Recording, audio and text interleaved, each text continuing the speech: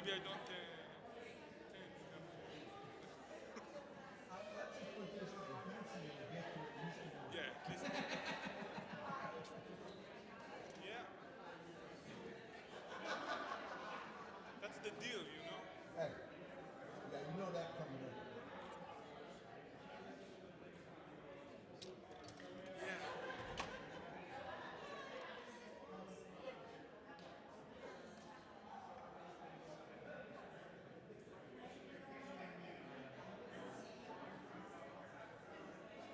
Nice to see you, brother.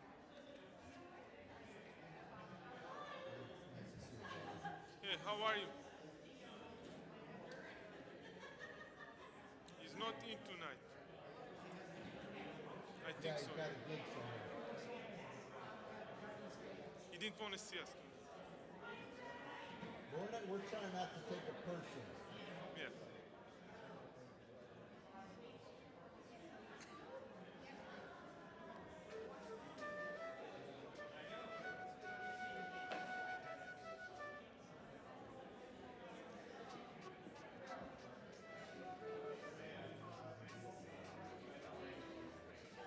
I was talking about daytime. I thought he meant Jerome.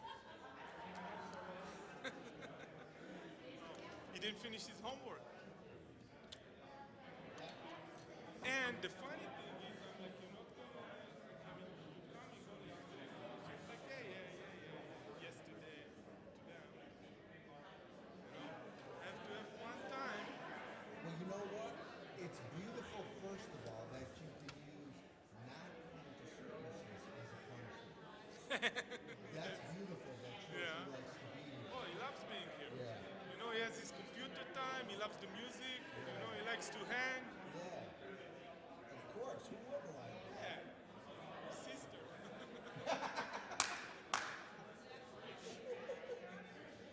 Since you asked. Oh, she's crazy. Uh-huh. Hey, man. She's not even she's not even a teenager. Oh my god. I believe you, brother.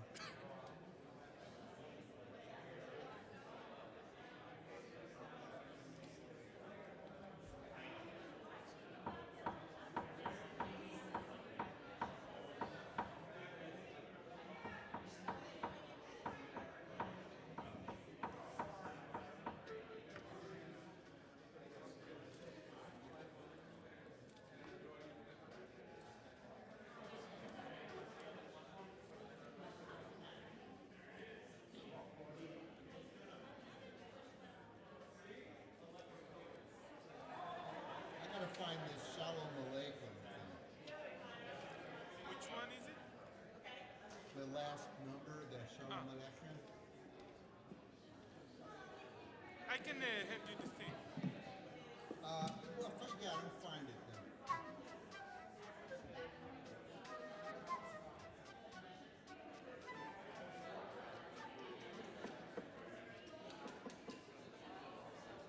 You know, it's weird because, like, with the titles and there being a lot of tunes with the same title, Yeah, it's I get confused. it's about time you get confused about it. You know?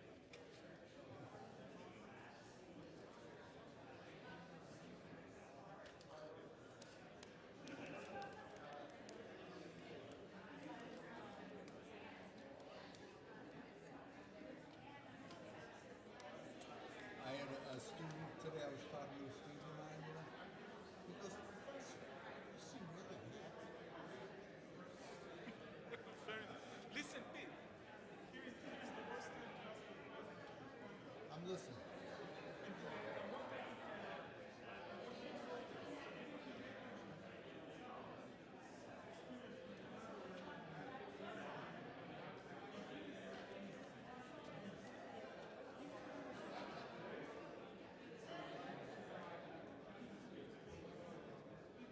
Right.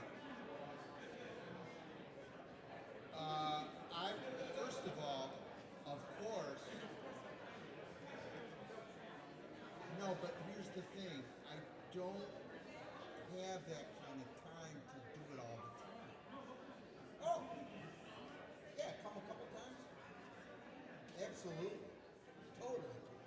Absolutely. You get me. Right.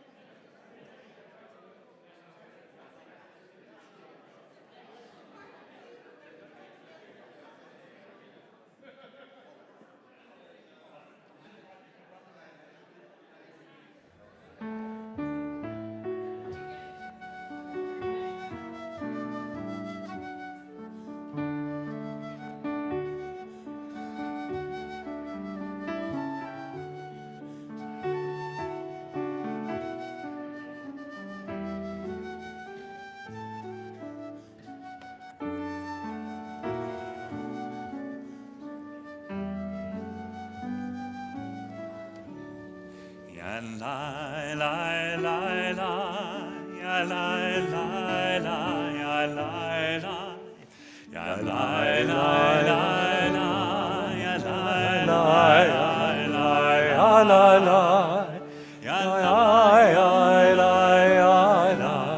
la, ya la la la.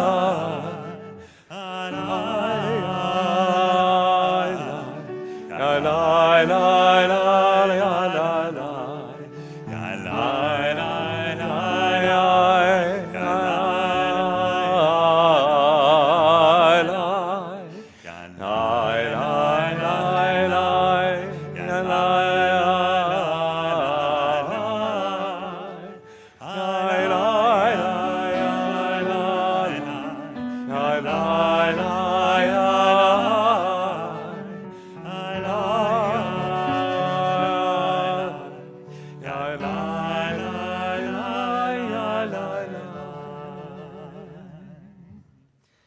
Shabbat Shalom.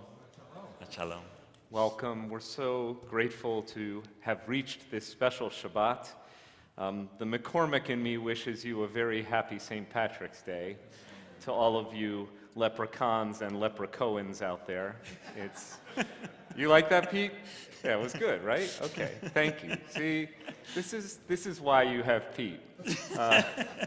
Pete Malinverni and Idan Santaus will lift up our spirits with the joy of music tonight, as will our cantorial intern, Isaac Sonnet Asor. We're joined on the bima as well by Warren Haber, our congregation's president, to all who join us in person, on our live stream, and in spirit. We're so happy to celebrate Shabbat. Take an extra moment and find somebody you haven't yet greeted this evening, even if you have to get out of your seats. Wish that person Shabbat Shalom.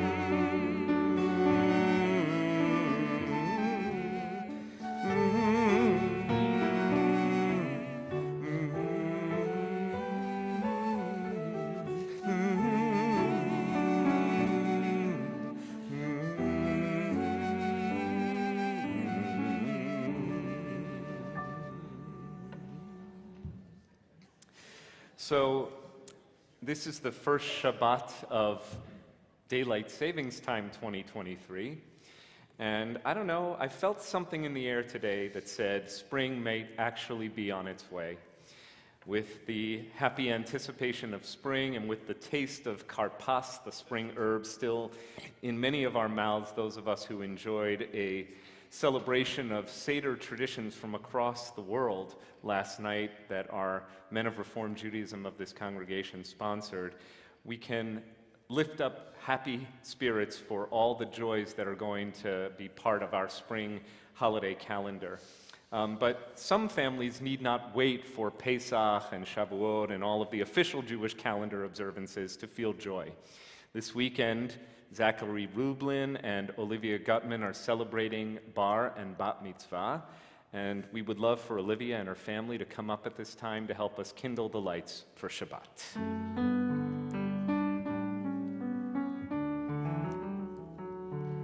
Oh, hear my prayer, I sing to you. Be gracious to the ones I love,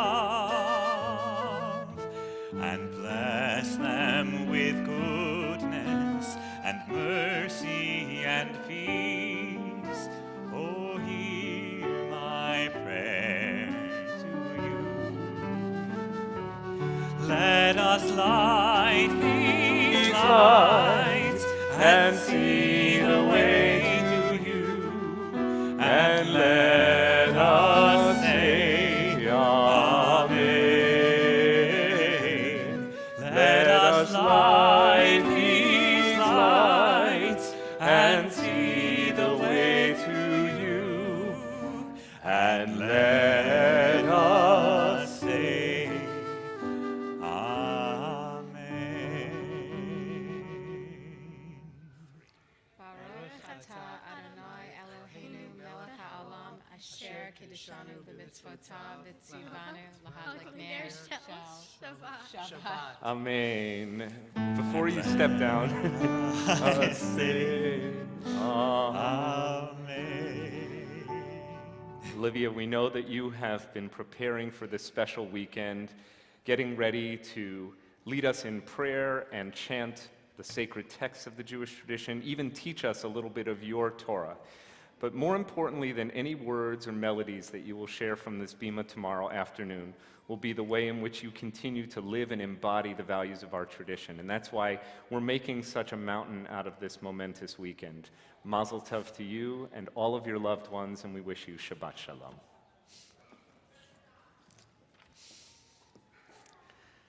The 20th century Jewish-Ukrainian poet Leonid Pervyomaisky wrote, "A poem starts not with a sound, although it must sound.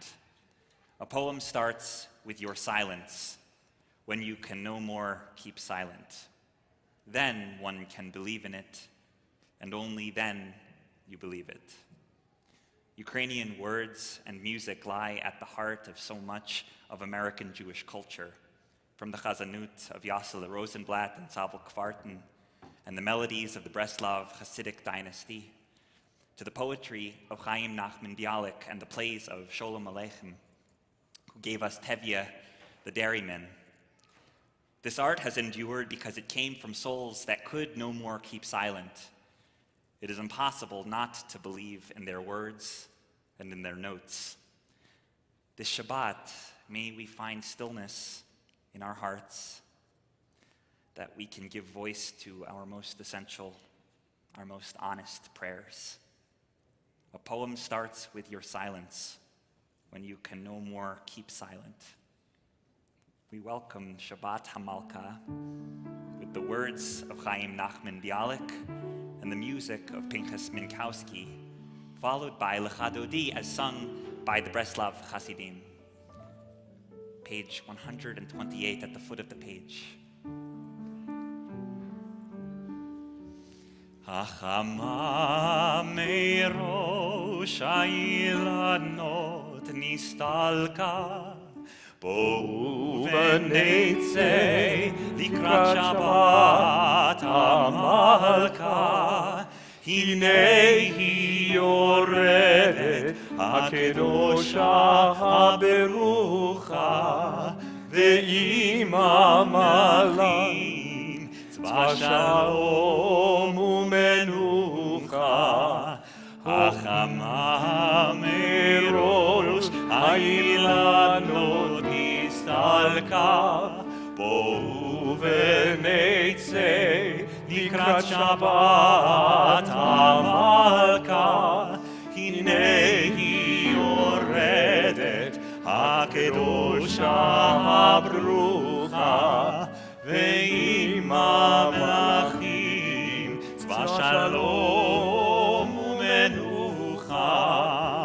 בואי בואי המלכה, בואי בואי הכלה, שלום עליכם מלאכי השלום. בואי בואי המלכה, בואי בואי הכלה, שלום עליכם מלאכי השלום.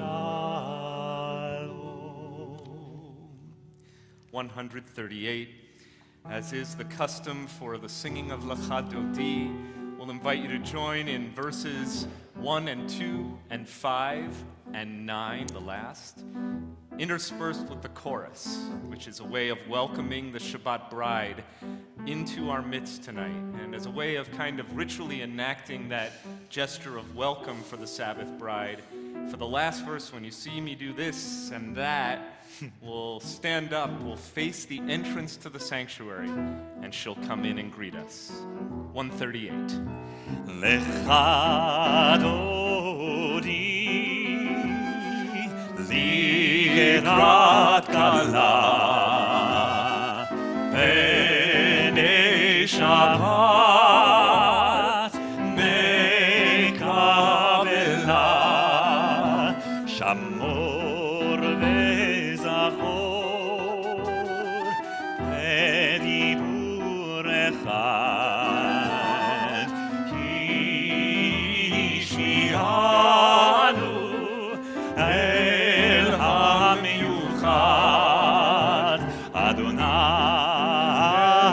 אחד ושמו אחד, לשם ולתפארת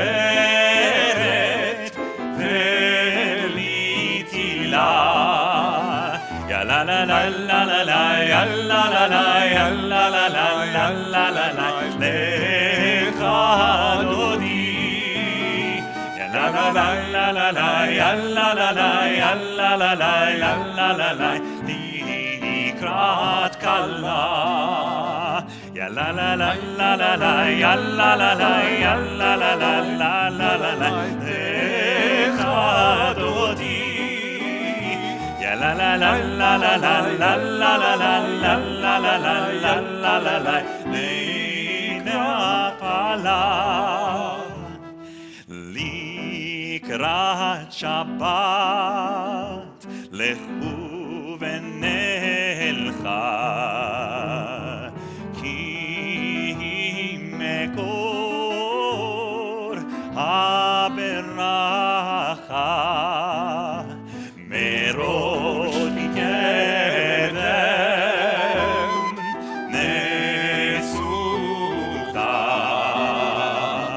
sof maseh b'machshava techila ya la la la la la la ya la la la ya la la la ya la la la lecha dodi ya la la la la la la ya la la la ya la la la ya la la la likrat kala ya la la la la la la ya la la la ya la la la ya la la la lefnei Shabbat ya la la la la la la ya la la la ya la la la ya la la la nekabela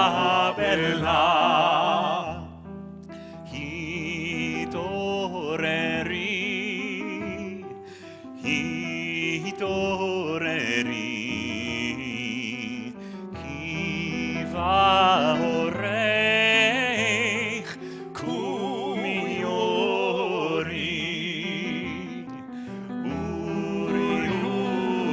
uri shir daberi kevod Adonai alayich nigla ya la la la la la la ya la la la ya la la la ya la la la lecha dodi ya la la la la la la ya la la la ya la la la ya la la la likrat kala ya la la la la la la ya la la la ya la la la ya la la la penei Shabbat ya la la la ya la la ya la la la ya la la la ya la la la nekabela boi veshalom ateret bala גם בשמחה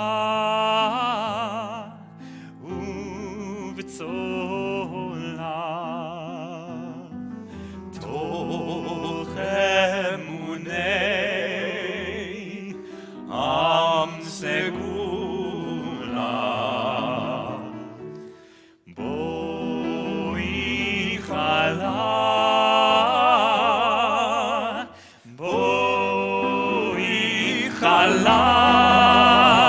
ya la la la la la la ya la la la ya la la la ya la la la lecha dodi ya la la la la la la ya la la la ya la la la ya la la la likrat kala.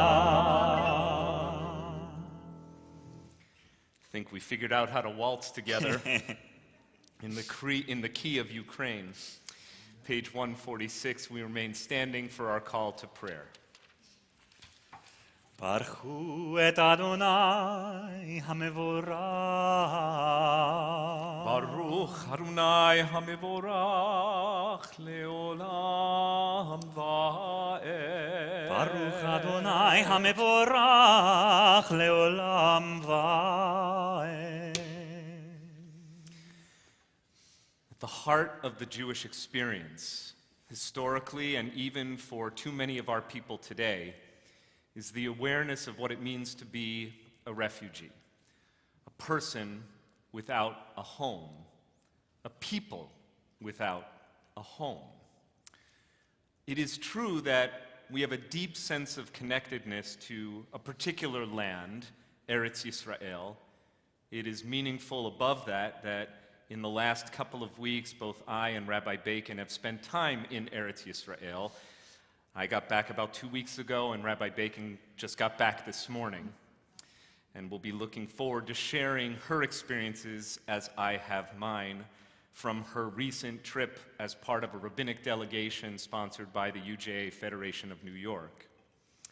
But for most of Jewish history, we've been refugees, people without a home. That awareness permeates Torah, it permeates rabbinic literature, it permeates Jewish ethics. No commandment is issued more times or more forcefully than this. You must not mistreat the stranger or the foreigner, for you know what it is to be a stranger in a strange land.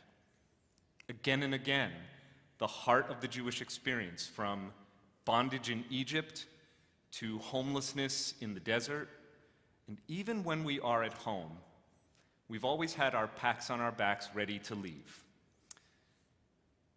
Tonight, we're going to be honoring the plight of the refugee and learning more about the ways in which communities, including ours and just like ours, can partner with an amazing organization, AFIA, in the work of humanitarian aid, particularly for those who have been displaced from their homes, especially in the last year, where more than 19 million souls have crossed the border from their home in Ukraine to countries in Europe, and more than 11 million have actually crossed back into Ukraine. In a sense, they've become double refugees. But even as we pray together on page 149, let's make ourselves more aware of the way in which the theme of homelessness is embedded in all of our prayers and traditions. Because instead of a rootedness in place, Jews learn to substitute our rootedness in time.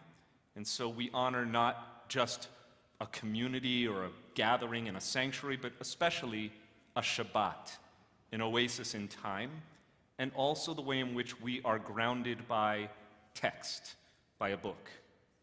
We read together on 149, "This is an hour of change. Within it we stand uncertain on the border of light. Shall we draw back or cross over? Where shall our hearts turn? Shall we draw back, my brother, my sister, or cross over? This is the hour of change, and within it we stand quietly on the border of light. What lies before us? Shall we draw back, my brother, my sister, or cross over?" Baruch atah Adonai, Hamari Varavim.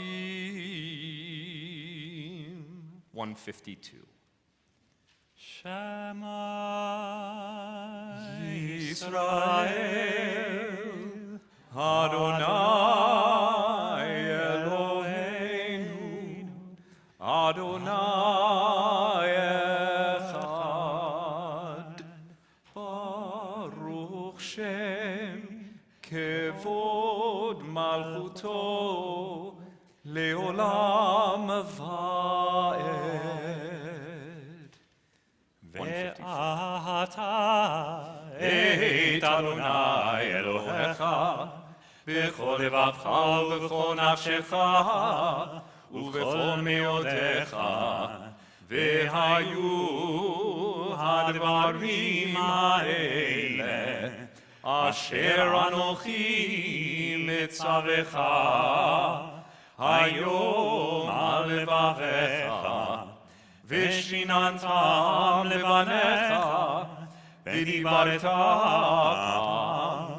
בשבתך בביתך, ובלכתך בדרך, ובשוכבך ובקומך, וקשרתם נאות על ידיך, והיו לטוטפות בין עיניך, וכתבתם על מזוזות ביתך ובשעריך, למען תזכרו ועשיתם את כל מצוותיי, והייתם קדושים לאלוהיכם.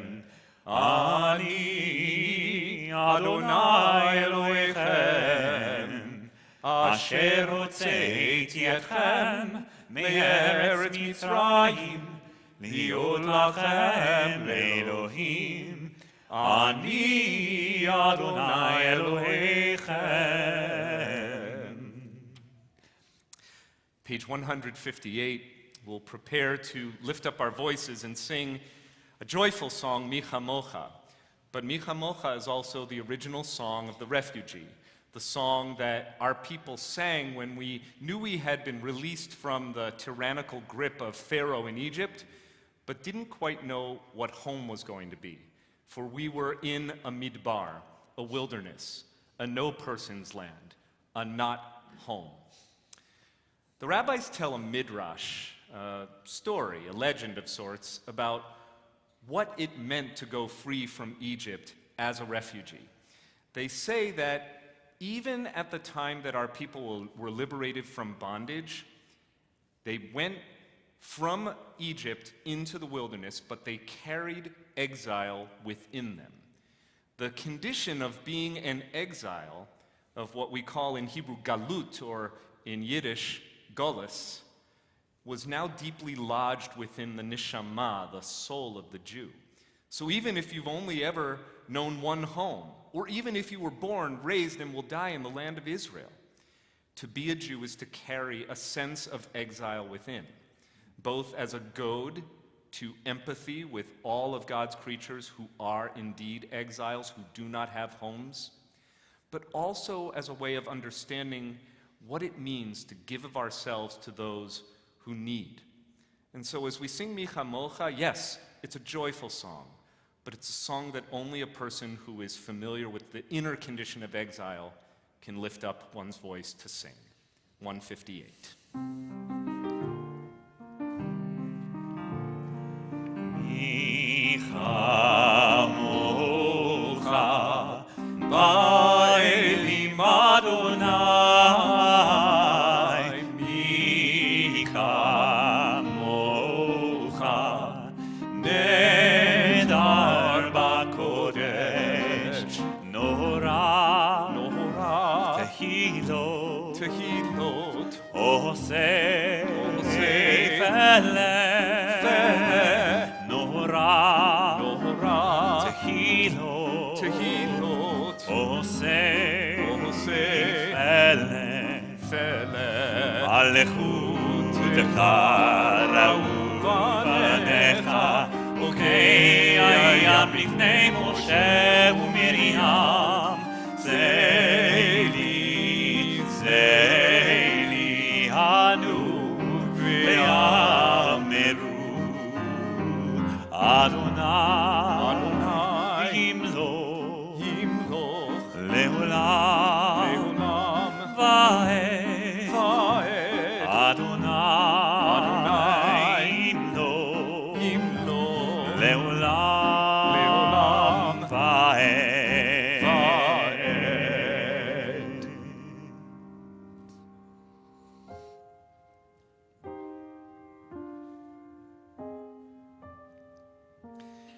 If you'll draw your eyes to the foot of page 161, those of you who know a little bit about how to read Hebrew, and maybe even those of you who don't, can look to the last two lines of Hebrew and count 5 words in from the right. Baruch atah Adonai hapores, and then the 5th word is sukkot, which is a derivation of the word sukkah, or sukkah, a shelter. What we're asking God to do in this nighttime prayer is to spread over the children of Israel a shelter of peace. But it says something about the condition of inner exile, that our tradition didn't say, build a house, build a really sturdy and concrete structure to protect us, so that whether it's bad weather, or bandits who are coming to get us, or the scourge of anti-Semitism that leaves Jewish people feeling vulnerable, or missiles that are fired from Israel's neighbors into sovereign territory, all the things that could cause us to lose sleep at night, we never said, God, build us a bunker. We said, build us a sukkah, the most fragile of all structures, right? Because that's what it is to be a person who carries the condition of the refugee within. We recognize that even when we're safe in our buildings, we're vulnerable as well. We're going to offer these words in song. Baruch atah Adonai, blessed are you, Adonai, haporei sukkat shalom, who spreads that fragile sukkah of peace, aleinu, over us, over all God's people, Israel, and over Jerusalem.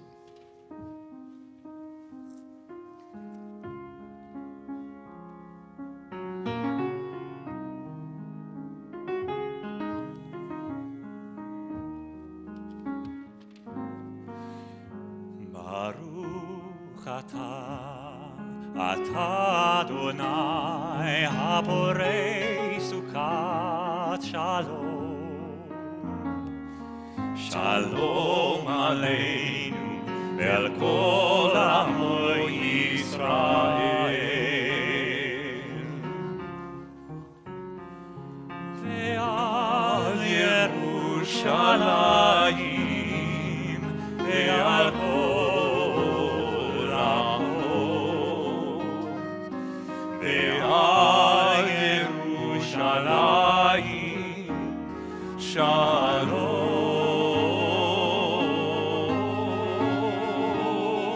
Ve'al Yerushalayim ve'al kol amo.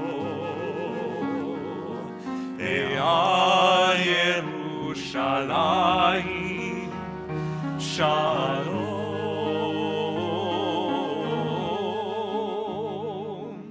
Baruch atah Adonai haporei sukkat shalom. Shalom aleinu ve'al kol amo Yisrael. Shalom aleinu ve'al kol amo Yisrael.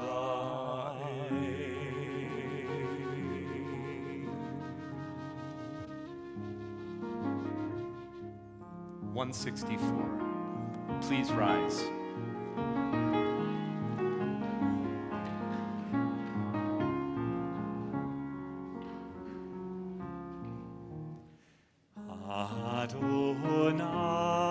Adonai, sefatai tiftach, ufi yagid tehilatecha.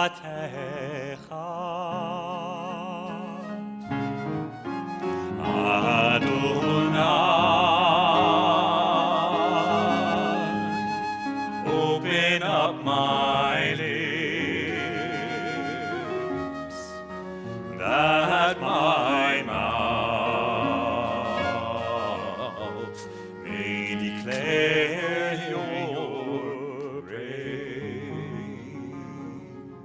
166. Baruch atah Adonai Eloheinu ve'Elohei avotenu ve'imotenu, Elohei Abraham, Elohei Yitzchak, ve'Elohei Yaakov, Elohei Sarah, Elohei Rivka, Elohei Rachel, Elohei Leah, Ha'el Hagadol Hagibor ve'Hanora, El Elyon, Gomel Chasadim Tovim, ve'konei hakol, ve'zocher chasdei avot ve'imahot, u'mevii geula livnei bneihem, leman shemo be'ahava, melech ozer u'moshia u'magen, baruch atah Adonai, magen Avraham ve'ezrat Sarah. אתה גיבור לעולם אדוני, מחיי הכל אתה רב להושיע. משיב הרוח ומוריד הגשם, מחלקל חיים בחסד, מחיי הכל ברחמים רבים, צומח נופלים ורופא חולים, ומתיר אסורים, ומקיים אמונתו לשני עפר. מי כמוך בעל גבורות, ומי דומה לך, מלך ממית ומחיה, ומצמיח ישועה. ונאמן אתה להחיות הכל. ברוך אתה אדוני, מחיי הכל. אתה קדוש, ושמך קדוש, וקדושים בכל יום יהללוך סלע. ברוך אתה אדוני, האל הקדוש. We'll continue for a few moments of silent prayer and reflection. You're invited to continue if you wish in the Siddur. You may choose to remain standing, or if it is your custom, you may take your seats.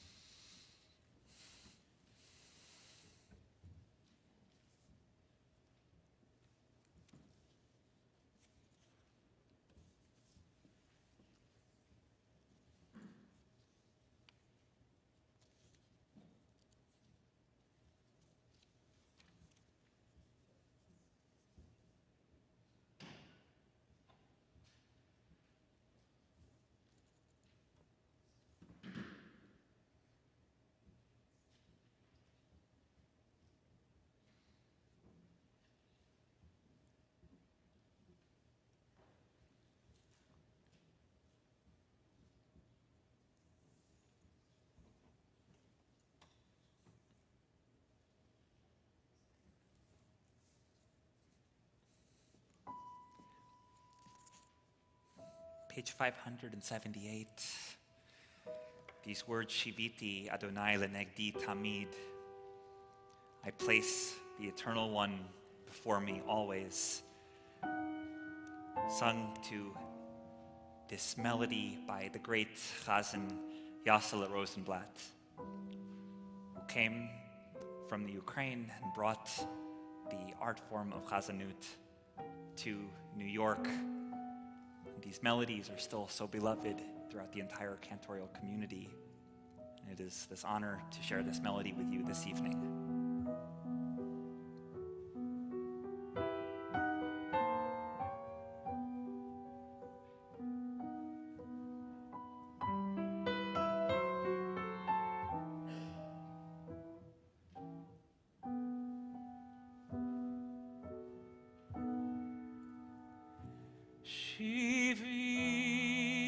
Shiviti Adonai lenegdi tamid, ki mimini balemot. Shiviti Adonai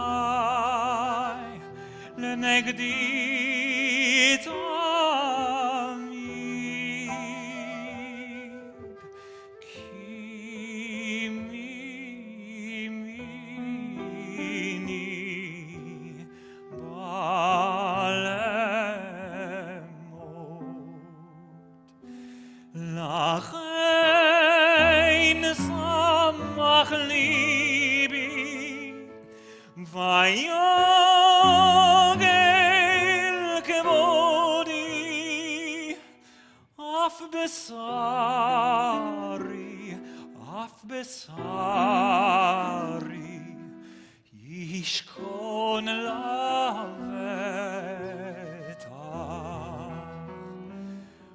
af besari בשרי ישכון לבטח.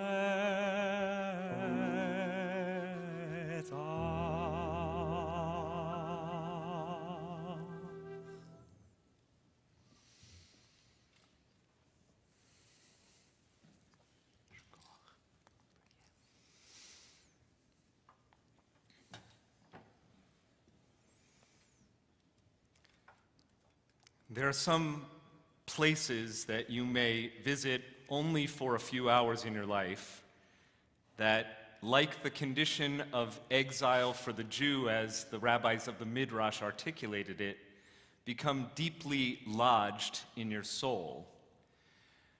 Exactly this week, 1 year ago, I spent 44 hours in Poland.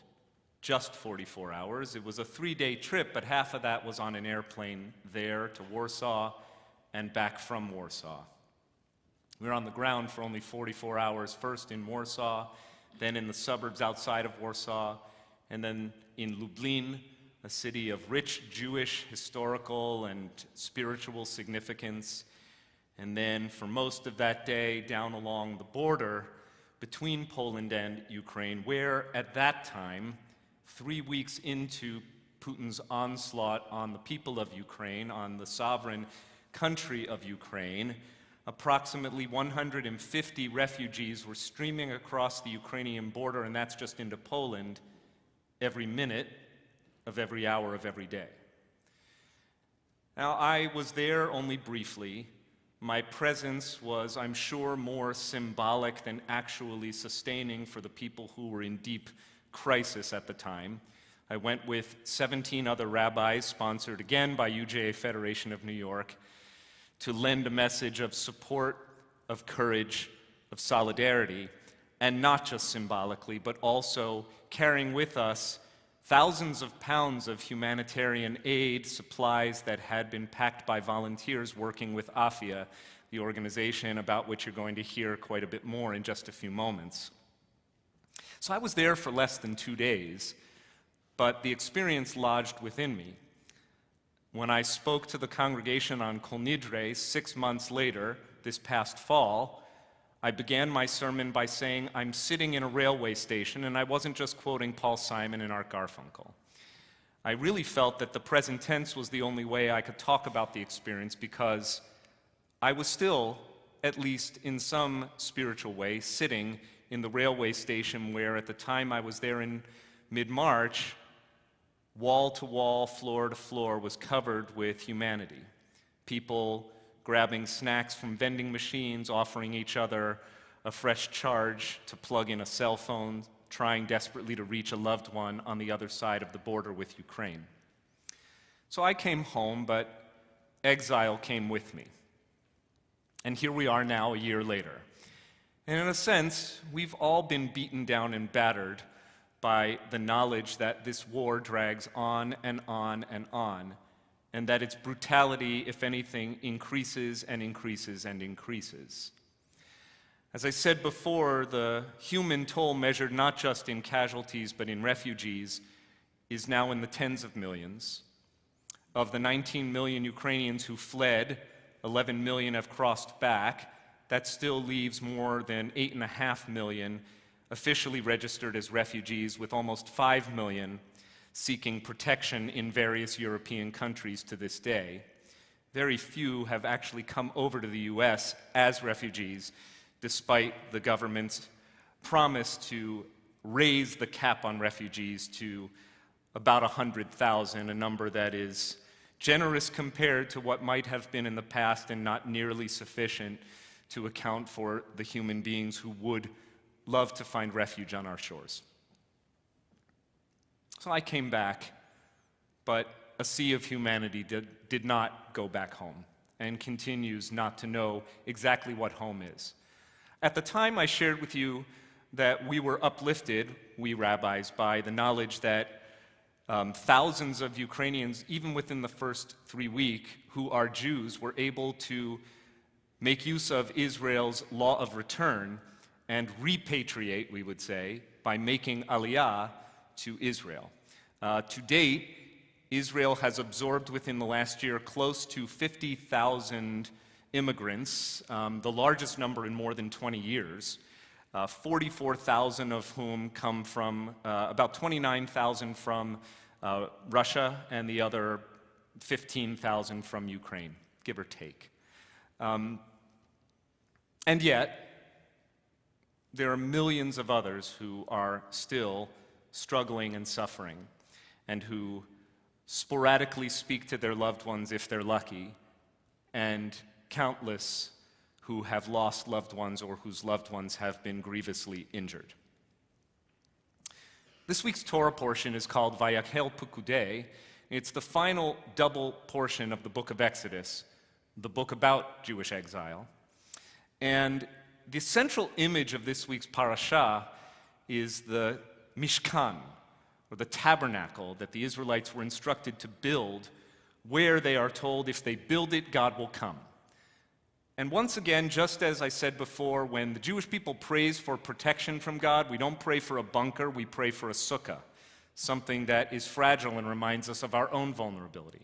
So too, when we want to build a shrine for God, we don't build a stone cathedral. We build a little tent. It's made out of wood and cloth and some precious metals because it's a place of honor and beauty. But it is most of all a place that is portable. The whole point of the Mishkan is that the Israelites had to build it in such a way that on a moment's notice they could pack it all up when the water ran out, when the food supply ran dry, when they had to migrate to their next oasis in the desert. That's the home we build for God. It is not a Westchester Reformed temple. It is not a beautiful building with a sense of permanence and majesty. It is humble. And that, our tradition says, that is the home where it is most suitable for our God, however you visualize God, to dwell. I'll leave you with one image before I call up a special guest who will introduce our very special guest tonight. The image that I also carried with me, I've got the train station, and I've got the many places of temporary shelter where the community of the Polish people, like many of the surrounding countries, and especially the Jewish community with whom we interacted, was providing shelter and food and supplies for people in need, refugees who would come over the border. But I also remember the first thing that a refugee saw in the temporary refugee encampment just on the other side of the border with Ukraine. And that was a tent, waving proudly the flag of the State of Israel. It really was inspiring, so much so that I think that all 18 of us rabbis were really verklempt. We were also really jet-lagged. And it was early in the morning. But I'm telling you, to see that a refugee family crossing the border into Poland, of all places, if you know anything about Poland and its significance in Jewish memory and Jewish history, you understand the irony of this. The first thing they saw was a medical relief tent run by the State of Israel and volunteers who were providing medical assistance as well as logistical assistance. To me, that tent is the symbol of all that is holy, just like the Mishkan that we are instructed to complete in this week's parasha. And so it really is an honor for me to be joined this evening by two special guests, one of whom is a Scarsdalian and the other whom is a former Scarsdalian. And so we're joined this evening by our neighbor, Max Gruden of Overhill Road, and he is here with his wife, Ingrid. We want to welcome both of you to WRT. Max is deeply involved both in our community and in humanitarian relief work in the effort to assist Ukraine in its time of deepest need, and has been for a very long time now as we mark this one-year anniversary of the war. Max, you have the special privilege of greeting our congregation tonight, sharing a few words, and then introducing our featured speaker, who is Daniel Butin, the founding CEO of AFIA. Thank you very much, Rabbi. Shabbat Shalom. Shabbat Shalom. This has been very tough 3 years for humanity. First, the COVID with its loss of life and loneliness. Then we had inflation and supply chain issues, and then a large continental war in the middle of Europe. So I've lived in this country for 25 years now. I'm an American, and this is my home. This is my tent. Last year, once the war started, I got dozens of calls from friends and neighbors asking me two questions. The first one is, what's going on? And the second one is, how can I help? And don't we have great neighbors? I feel empowered, and I think my neighbors put me in the driver's seat for this. So the first thing I did, I started looking for charities that help to ease the suffering. The first list I got was from the New York Times, and I posted on the local media. But then as the pledge donations got more numerous and larger, I realized I needed to do my homework. So what I did is that I called a few charities, and I realized that not every single charity is the same. Some charities, they received more money than they could handle. They didn't have enough capacities to spend the donations they received. Some other charities thought they had great logistics, but they actually didn't have it, so they couldn't really deliver. And very quickly, one charity came to the top of the list, of my list. And this was a charity with an interesting name, Afia Foundation. I realized that it's efficient, and when it can't do something on its own, it uses other charities, other organizations to do it. What a great idea. Do it as a community. In fact, Afia Foundation gave me over 700 to 1,000 pounds of medical care supplies, of bandages, of tourniquets to be delivered to Ukraine. And there was in the JFK with these large orange bags, and the Lufthansa employees loved taking selfies with them. So once the packages got to Ukraine, they were needed very quickly. Within 48 hours of their arrival into Kiev, there was a call to volunteers who work with me that there was an air raid, there were lots of killed, and there were about 20 wounded, about 400 miles away near Kherson, which is now deoccupied. And they were in a hospital. So about half of the bags were rushed there. And later in the call with my volunteer, she told me that you should have seen faces of the doctors when they opened those bags. Then she choked and she started crying and hung up. So that's the closest emotionally I got to experience what the people felt there. We are very lucky to have such a charity running on behalf of humanity, Afia Foundation. And we are lucky that they're in our neck of the woods. They're in our backyard, or maybe I should say in our front yard. And I am very honored to be able to introduce the founder and CEO of Afia Foundation, Daniel Butin.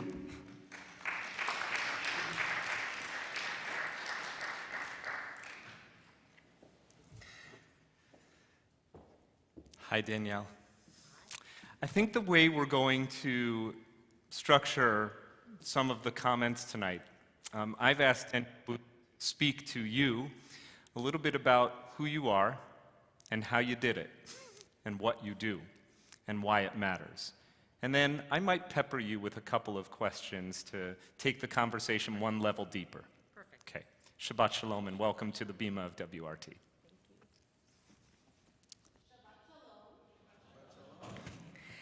Thank you, Rabbi. Oh, I am a New Yorker who's very loud. Okay. Thank you, Rabbi Blake. Thank you, Mary Blum and Westchester Reformed Temple for inviting me to speak about Afia's life-saving work and our Ukraine response. And I'm also very happy that we have one of our board members here tonight, Bob Meyerson, sitting in the front row. And I grew up in Scarsdale, and I celebrated many milestones in this community. Every story has a beginning, and I'd like to share mine with you. 14 years ago, I had my Beshert moment while on vacation in the Serengeti Plains of Tanzania. There, early one evening, I noticed a woman sitting alone in a tent, bawling her eyes out, and I approached and asked her what was wrong. She was a highly regarded women's health physician from London. She had taken a month off of her practice to provide medical mission work in rural clinics in Tanzania. Through her tears, she spoke about the lack of medical supplies. No stethoscopes, no gauze, no gloves, no sutures. Like most of you, when I witness suffering, I have to act. I've been raised with the tenets of Tikkun Olam, and I knew I had to do something. I came home from Tanzania, and I decided to see how I could procure medical supplies and send them to sites in crisis, so I went searching. Uninvited, I walked through the tunnels of the biggest hospitals of New York and asked them to show me what was thrown away. And there I saw pallets of equipment and supplies. Why? There are federal regulations in this country that require that any and all supplies exposed to the patient's medical field, even though they are still wrapped, never touched, and not contaminated, must be thrown away. We are the only nation in the world that does this. This accounts for millions of pounds of medical supplies that are discarded in our country every year. And there it was, the possibility to connect and solve a problem by marrying the supplies in New York to sites in need worldwide. I named the organization AFIA, which means health in Kiswahili, to honor the land that inspired this work.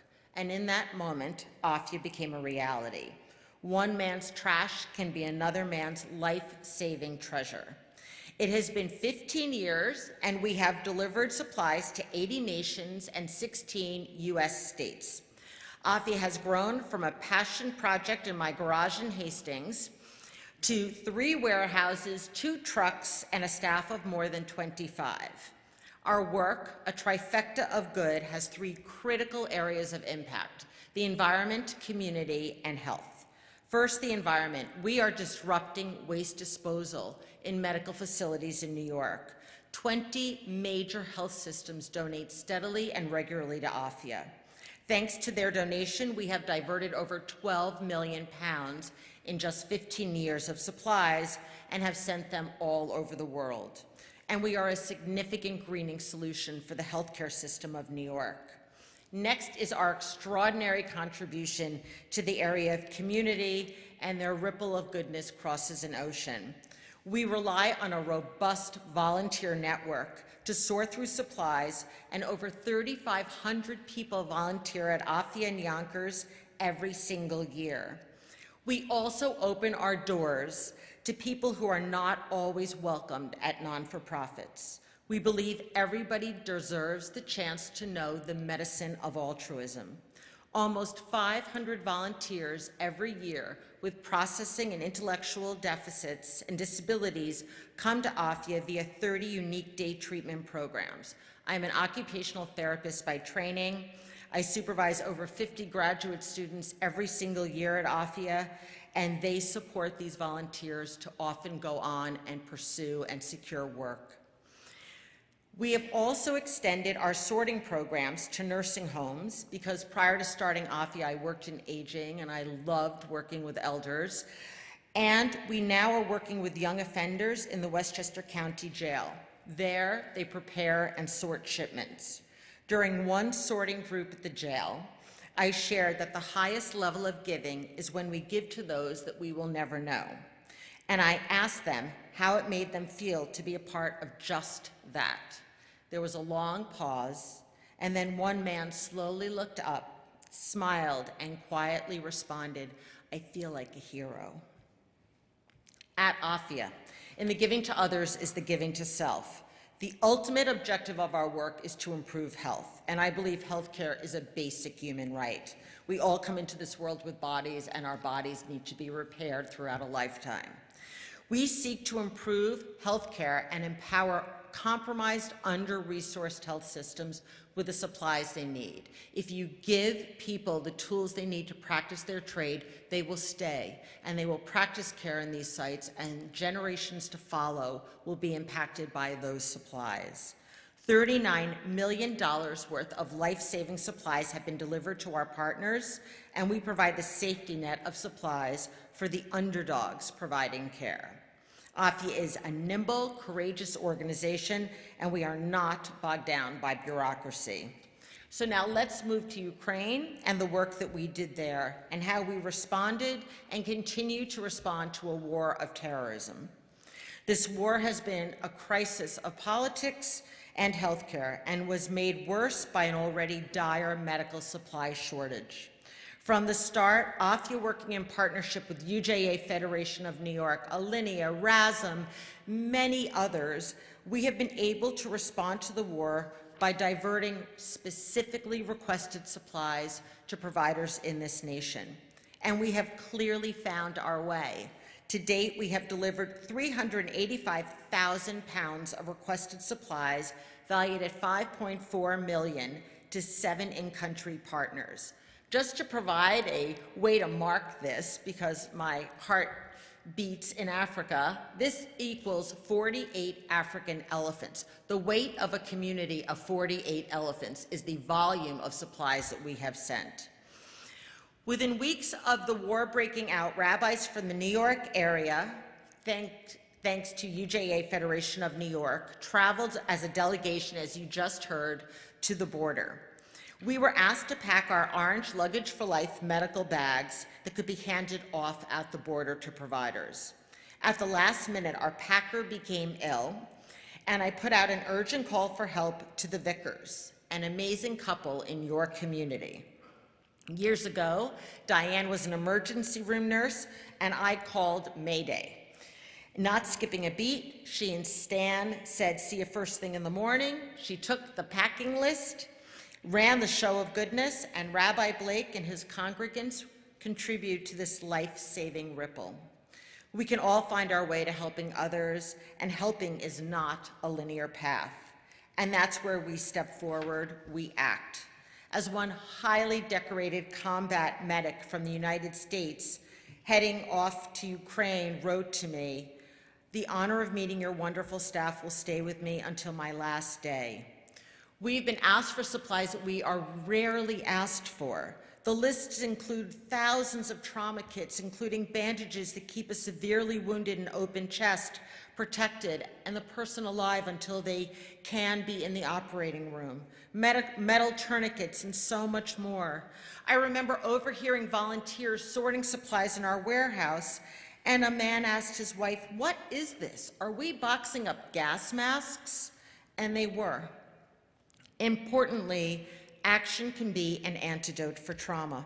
Every action makes a difference in the lives of those we will never know. Within the first days of the war, the main hospital in Kyiv was asking us for as many amputation kits as we could possibly assemble and send. On FaceTime with top surgeons from Hospital for Special Surgery, I walked through our surgical instruments section asking, "Tell me right now what to pull and pack." And they did. Our kits were created by master clinicians on behalf of their medical brothers and sisters in Ukraine. This was how they were able to help. We continue to collect durable medical equipment, wheelchairs, crutches, canes, walkers. You cannot be evacuated if you can't move. These mobility devices make the entire difference between life and death for people still in Ukraine. If anyone has any of these at home, we would love them if you're not using them, and please spread the word about this. None of this work is possible without volunteers helping us. If I were to ask hospitals to sort the supplies before giving them to us, we would see none of them. So we need all hands on deck at our warehouse to come in and organize 4x4 gauze, 2x2 gauze, to make sure that every box has one item and people don't go digging for supplies.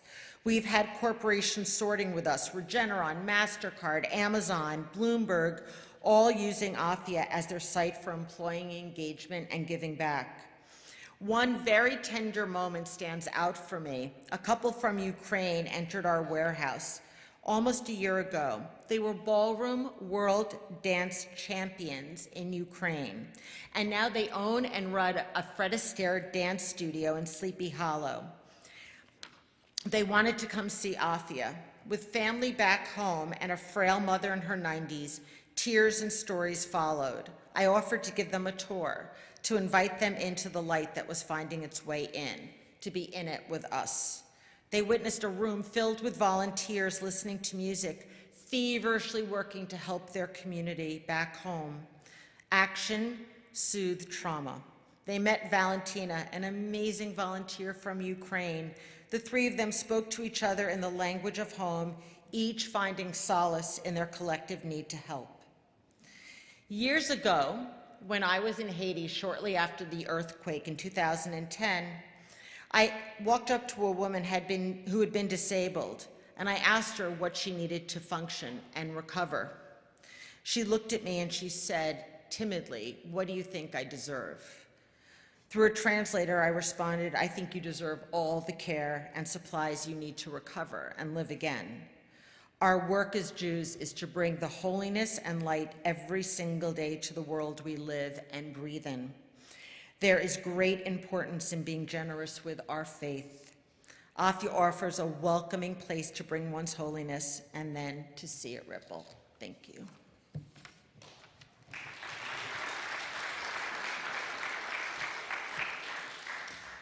Do we want to display any images at this time? So we're just going to drop the screen, and I only want to take a few minutes, but the pictures do say thousands of words about your work and its impact. I'm going to ask you just 3 questions. Okay. And I'm going to ask them all now. Okay. Boom, boom, boom. Okay. And then you can decide how you want to respond to them. Okay. First of all, thank you, Danielle. Thank you for speaking to and inspiring our community, not just our congregation, but all who are and can be touched by this work, both those who give and those who receive. And as you taught us tonight, it's actually a little bit of both. All who give also receive something really important, which is the knowledge of what it truly means to be heroic. So thank you for that. Thank you also, of course, for the incredible life-saving work that you do and inspire. But I'd like to know, we heard a little bit about, I guess, what you could call the things that get you up in the morning. What keeps you up at night? That's the first question. Mm-hmm. The second is, I had these all prepared. What keeps you up at night? How can our community help? Like in really concrete terms, and is there an age limit? Do you need bar and bat mitzvah kids? Can they participate? So how can we help? And 3, where do you hope that Afia will be a year from now? Oh, these are such beautiful questions. Okay, thank you. We're going to have pictures. Picture I've got a does tell clicker. 1,000 words. Yep. Okay, perfect. Here we go. Okay, where do I want to be in a year? We are growing. We are doing more and more work. I don't know if those of you who are in healthcare know about Greater New York Hospital Association, and we're doing much, much more with them as a partner. And so we're taking over the building that we're currently only on the 2nd floor of in Yonkers. So we're going to be in a full building.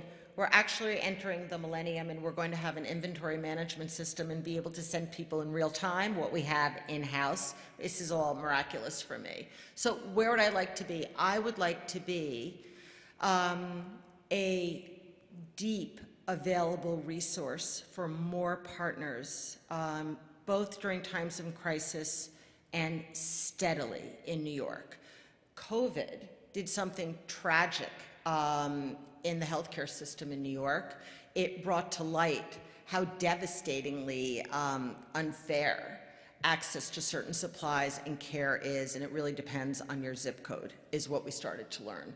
And so Afia is committed, and the state of New York has funded us to be able to be supportive of the needs in New York. So this is one of the places that I see us growing, is both locally, what can we do for health centers in New York and in schools that are in desperate need of help from the school nurse perspective? And what can we do abroad during times of disaster? My goal is to be able to respond within 48 hours to our first shock of what has happened in a site and be able to get supplies out there. So I think my vision for AFIA in the next year is I want us to be in one location. I want us to be using an inventory management system that would allow us then to do so much more for sites locally and globally and during times of disaster. I want to add, by the way, that on the terms of reaction time, when I told you that we were only on the ground for 44 hours, those supplies that we traveled with were in Ukraine. We saw them over the border 36 hours from departure. So we really want to commend you for, we were astonished. Like, we actually know the moment where the supplies made it into Ukraine. So thank you. I'm tenacious about this. You can't ask for our supplies and then not do right by them, because you're going to be in big trouble if you even try to do that with us. So that's another part of our rule set. What keeps me up at night is finding ways to support the growth, to financially support the growth that I see for AFIA.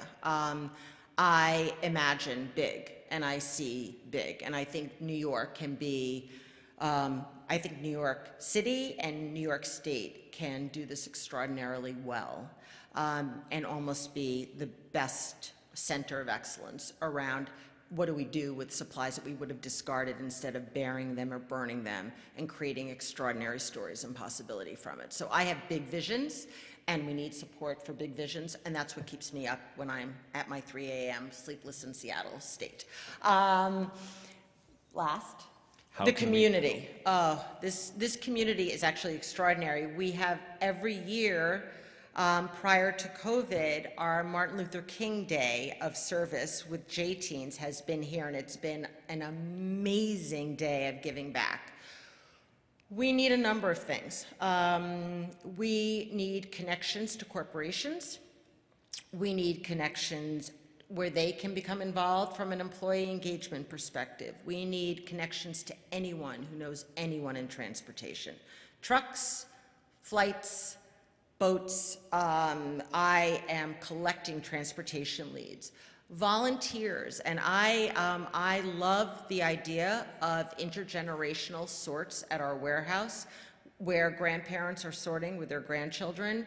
We have had 5-year-olds. 5-year-olds can put labels on a bag. So I would encourage families to look at AFIA's website and look at the volunteer function and start to get involved with us from that perspective. We need the collections of supplies from people who have recovered or people who at the end of their life had supplies. And Bob, will you raise your hand? Bob is our board member who's working feverishly on this, and he would be an amazing point of contact. And we need bar and bat mitzvah students to come to us. I'm going to give you one very quick story.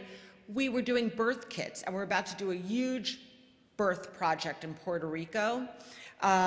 We were doing birth kits, and we were short thousands of bars of soap. And a young, fantastic bat mitzvah came to me and said, what can I do? And I said, would you please figure out how we're going to collect thousands of bars of soap for these birth kits that we have to get out the door to Ghana? She convinced Starbucks all over Westchester to put out a box. Within 2 weeks, we had 3,500 bars of soap, and off they went to Ghana because of this unbelievably resourceful young woman. So that means that we put the students to work on very specific areas where we need help, and we always need financial support to grow and to do more of what we're doing right now. It is through the support of UJA and others that has allowed us to move from being in 3 different warehouses to taking over a building, and I would welcome and love all of you to come to AFIA and take a look for yourself. It is astonishing what we rescue. Thank you. So it would be reasonable to ask, so how did the Israelites, who were just this ragtag band of slaves with very few resources of their own, build the tent? And the answer is actually given in the Torah. They all gave. They gave whatever they had. Those who had materials to give gave their materials. Those who had time to volunteer gave their time. Those who were master craftsmen gave their skill. Those who were incredible architects and planners gave their plans. But everyone put their hearts, their heads, their hands, and their hopes into building something together. And at that moment, the Torah reports, Vayichal Moshe et hamalacha, that Moses completed the work. Now we all know that for every Moses, there's an army of volunteers who are helping him build. But thank you for being the leader who coordinates all those gifts, all those efforts, all that giving, all that doing, all that planning, all that hoping and dreaming. And then it says, the presence of God filled the tent in the sight of all the people. And when we build something that actually saves lives and alleviates suffering, I think that's one very meaningful way in our tradition that we learn the presence of God can be felt. So thank you for bringing a little bit of the Holy One of Blessing into the lives of those who need the touch of divinity the most, and right here at WRT and in our wider community. God bless you and your work and Godspeed, and we look forward to being your partners.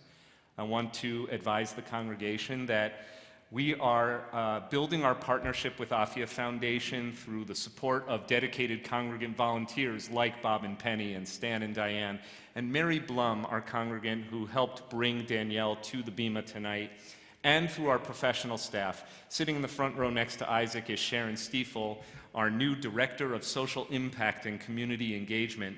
In addition to being very much on the ground in building this collaboration, Sharon has prepared some informational flyers that you can take to learn more about the work of Afia Foundation. We hope you'll take them and be inspired as you leave tonight. Once again, Danielle Boutin, thank you so much. Shabbat Shalom.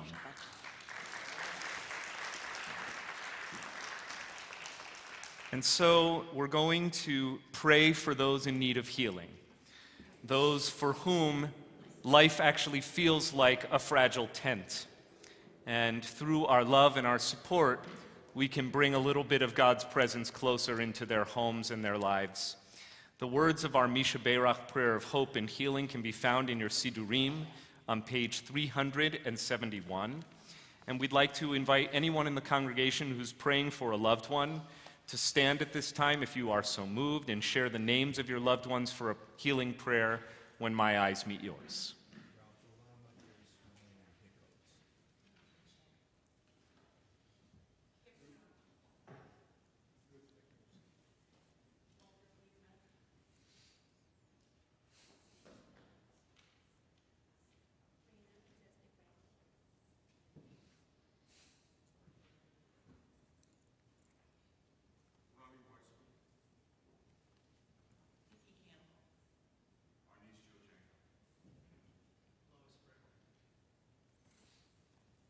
Marlene McCormick.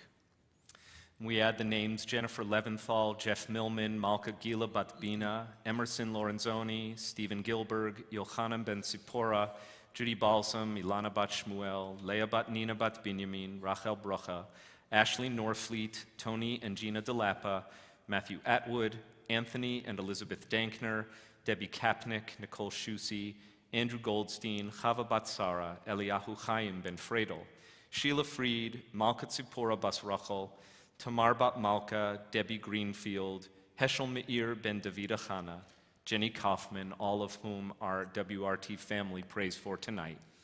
The words are on 371.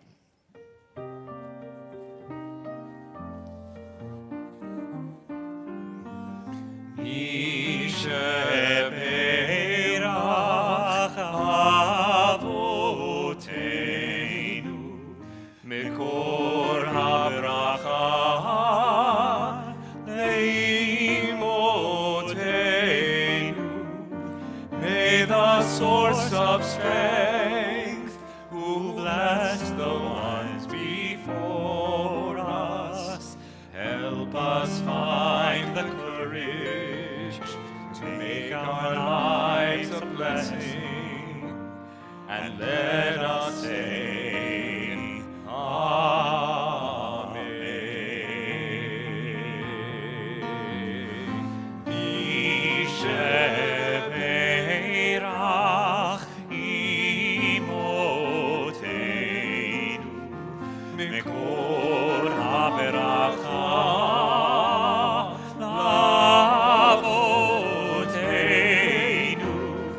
bless those in need of healing with refuah shlema, the renewal of body, the renewal of spirit, and let us say, Amen.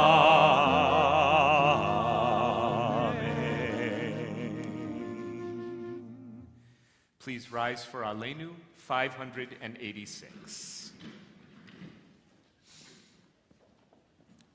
עלינו לשבח לאדון הכל, לתת גדולה ליוצר בראשית, שלא עשנו כגויי הארצות, ולא שמנו כמשפחות האדמה, שלא שם חלקנו כהם, וגורלנו ככל המונם. ואנחנו קוראים ומשתחווים ומודים לפני מלך מלכי המלכים הקדוש ברוך הוא. ונאמר והיה אדוני למלך על כל הארץ ביום ההוא יהיה אדוני אחד, ושמו אחד.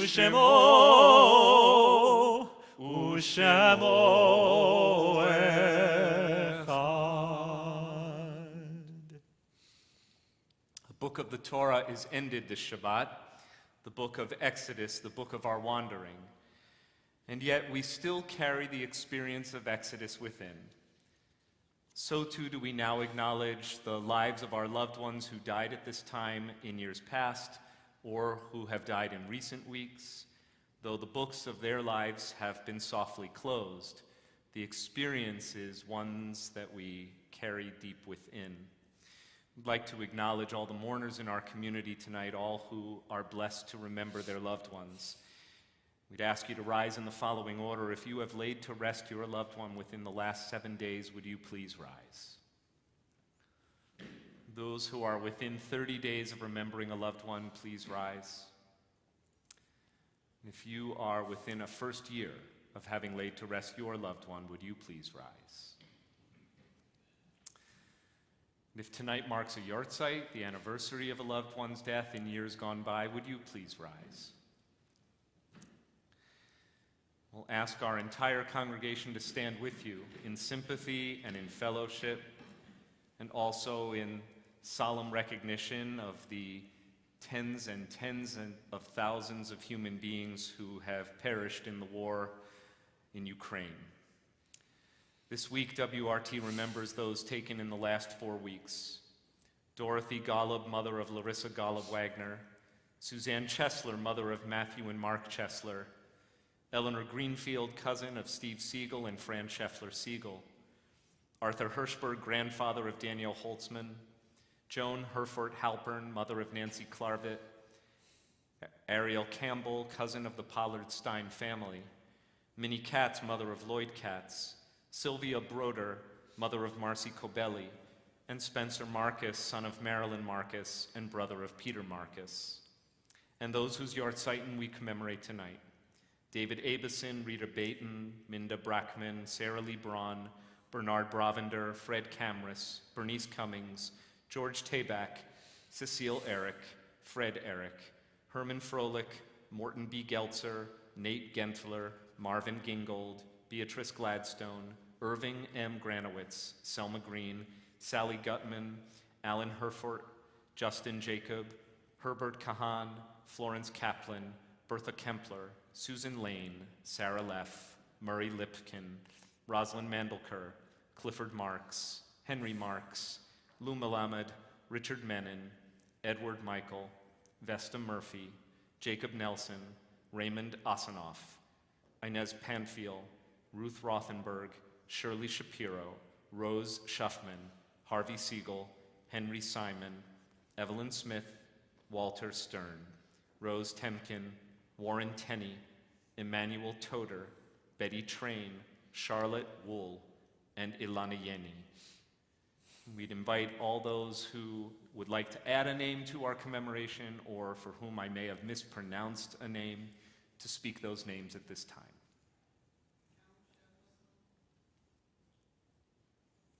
Tehi Zichronam Baruch, may their memories provide blessing as we bless the name of the Most High. The words of the Mourner's Kaddish are found on 598.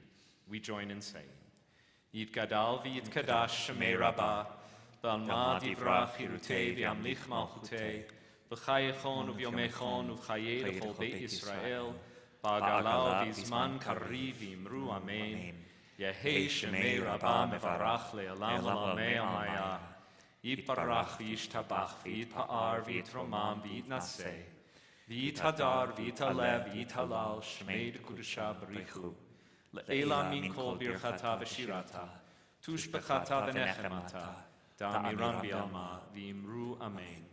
Yehi shlam rabba min shemaya, v'chayim aleinu v'al kol Yisrael v'imru amen. Osei shalom b'mromav hu ya'asei shalom, aleinu v'al kol Yisrael v'imru amen.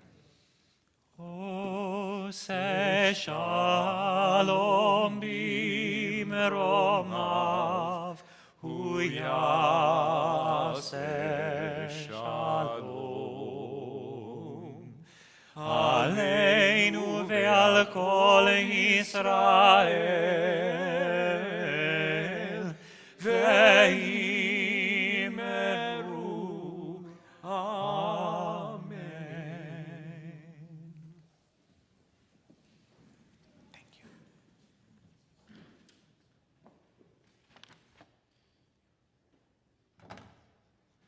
Good evening. I'd like to thank our greeter this evening, Vicki Kravitz, for welcoming us. We have, as you heard, two wonderful mitzvahs this weekend. We offer a hearty mazel tov to the Rublin family in commemoration of Zachary Rublin's bar mitzvah, as well as the Gutman family, with Olivia Gutman celebrating on Saturday as well.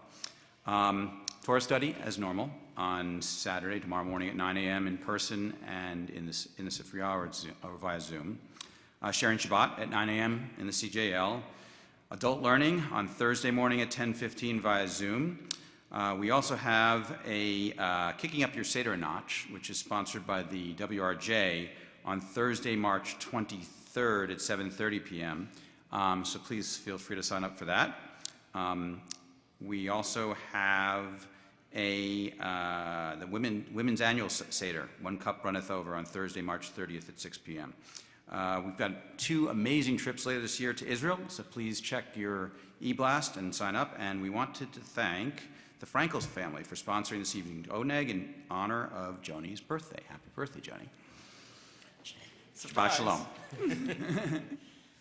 Also like to invite the congregation to a congregational meeting at 12:30 a week from this Sunday. So that would be the 26th of March. Sharon Stiefel and I will look forward to greeting anyone from the congregation or even the community at large who'd like to know more about the way in which WRT will be reactivating and energizing our efforts in refugee resettlement. 6.5 years ago, we inaugurated such effort, which resulted happily in welcoming refugee sisters from Centrafrique, from the Central African Republic, to our community in the spring of 2019. They are working, living, speaking English, both employed, thriving, and their story is really extraordinary. And we realize that with close to 100 million human beings still classified as refugees to this day, there's just an infinite capacity for work that is yet to be done. So if you'd like to learn more about how you can get involved directly in that work, you'll join me and Sharon a week from Sunday at 12:30 p.m. I think we're in the CJL, the Center for Jewish Life. This time we're going to make a little kiddush and a little motzi and invite the congregation to rise. Baruch atah Adonai Eloheinu melech haolam borei peri hagafen. Baruch atah Adonai Eloheinu melech haolam asher kishanu b'mitzvotav v'ratzavanu v'shabbat kodsho be'ahava u'v'ratzon hinchilanu zikaron b'maaseh v'reishit ki hu yom techila lemikraei kodesh Sefer Nisiat Mitzrayim Kivanu v'acharta Ve'otanu kidashta Mikol ha'amim Ve'shabbat kodshecha Ve'ahava u'v'ratzon Inchaltanu Baruch atah Adonai Mekadesh HaShabbat. L'chaim. Let this ritual of breaking bread together as a community remind us not only to give thanks for the blessings that sustain us, but also of the imperative to share our bounty with those who need. Together as we sing, Baruch atah Adonai Eloheinu melech haolam hamotzi lechem min haaretz. Shabbat shalom.